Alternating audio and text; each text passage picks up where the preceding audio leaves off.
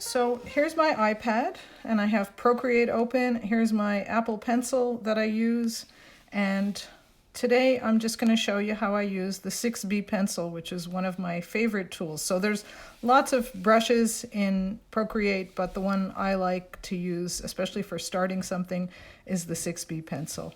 And here's the color picker, and I'm just going to use black.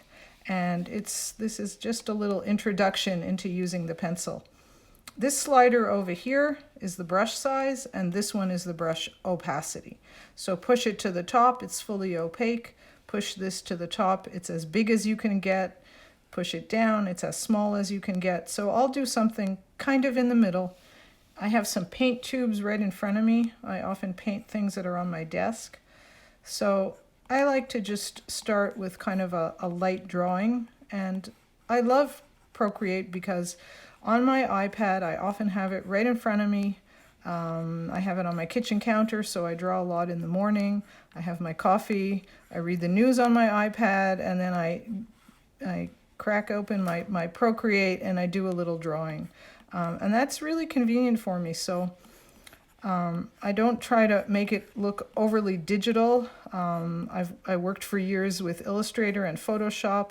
I'm not so interested in getting, highly polished digital drawings. For me, the beauty of it is just having something that's like an analog tool, in other words, like pencil and paper, but just having it really convenient. So if it's right near me, I am more likely to draw than if I have to go and find a pencil, paper, take out my watercolors. And this is kind of like just doing morning exercise for me, just taking out the Procreate and drawing something really quickly. So it just, it warms up the hand and the eyes for seeing, and it's a great routine. It's a great part of my day. So you can see this 6B pencil just is really nice to use, and if I push down on it a little more, I get, it's pressure sensitive, so I use the side of the pencil, and I get a thicker line, and that gives me a little bit of shadow. Here's this last tube that I have here. I always have these crushed paint tubes on my desk because either I'm filling my palette or I'm painting them because I love the shapes of them. So let's get this last one in here, and I'm going to just put a little shading on these, just a little bit, just to show you how I use it really like I would use a pencil. And then I'm going to put some shadow on the table, and that's going to be it. I'm not even going to put any color on here. This is for me just like a really quick, super quick pencil drawing.